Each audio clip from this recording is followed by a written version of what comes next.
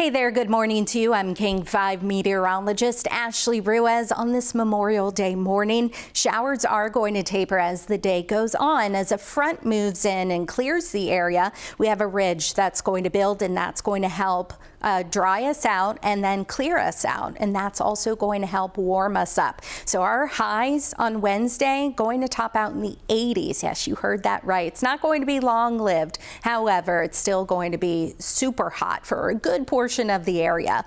Also, something to keep in mind, very low tides this week. The lowest tide is going to occur Wednesday as well. So here's a look at the tide times for today, 10:52 a.m. and then by Wednesday, that's when it bottoms out at 4.1 feet, negative 4.1 feet. So this is something to keep in mind if you're riding the ferry or going out on the boats. But if you're going to check them out, the marine life or the tide pools or anything like that, just grab a windbreaker and don't forget the etiquette as well. And if you are headed out, go ahead, send us your photos. We would love to see them.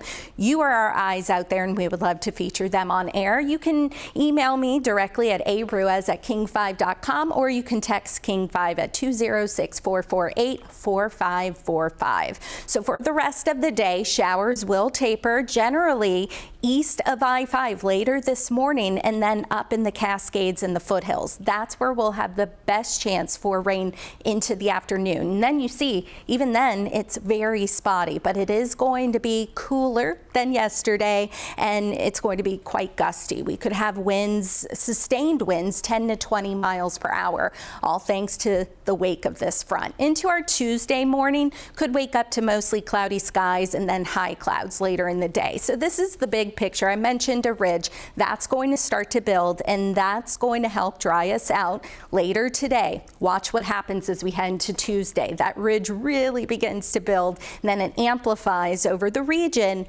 on Wednesday, and that's when temperatures will peak. Now into Thursday, the ridge axis is going to move to the east, and so that's going to allow a weak disturbance to slide through, and that would bring us more clouds, that would bring us cooler temperatures and a couple of showers. So that's when we'll have the next best chance for rain. Even then, it's going to be on the light side. Mostly cloudy skies, and temperatures are going to tumble, but they're going to be where we should be this time of year. Our average high is about 68 degrees. So Wednesday, again, that's our little taste of summer before we start to cool things down. But even over the weekend, Friday and Saturday, highs will be in the mid 70s for Seattle. And then Sunday may start to get a disturbance creeping up on the region. That could help cool us down because we could get the return of onshore winds as well as some more clouds. Speaking of clouds, we have plenty of them this morning. These cameras around Washington as of about 8:30 this morning,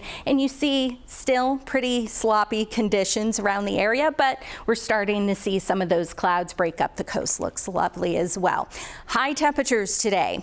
Much cooler, as I mentioned, but still not all too bad. But if you're closer to the water, we'll have that stiff wind, so especially over the inlet and then through the strait as well. It's really going to be gusty anywhere you are, but overall temperatures in the 50s and lower 60s for the islands, and then the interior areas generally in the mid 60s, same for the Central Sound and portions of the Kitsap Peninsula.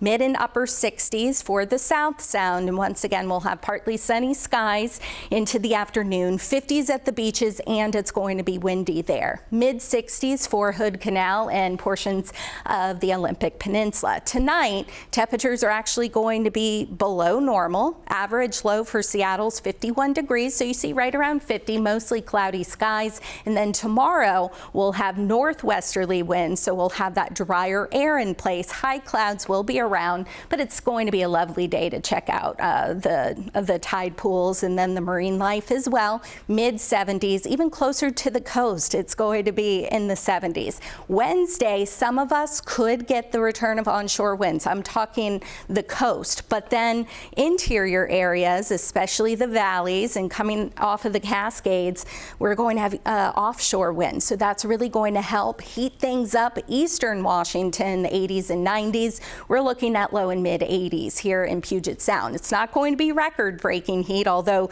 you would think it, but our record high for Seattle for Wednesday's date is in the 90s. So we're not going to break that, but it's still going to be very hot. Speaking of that summer-like feel, officially 25 days until the summer solstice. So once again, getting that taste, but eventually we'll have 16 hours of daylight. And again, that's June 20th. For the next 7 days, again, up and down, up and down. We have a little bit of everything in the forecast. 66 today, 74 tomorrow, 85. Then we tumble back down into the 60s and 70s. Now, beyond the 7-day forecast, the first full week of June, highs will be near normal to start, and then we'll likely have warmer than normal conditions for the first full week of June. Remember, you can always find the latest on air, online, and King 5 Plus. That will be a good tool to have, and the free King 5 app so you can check the radar as you're out and about.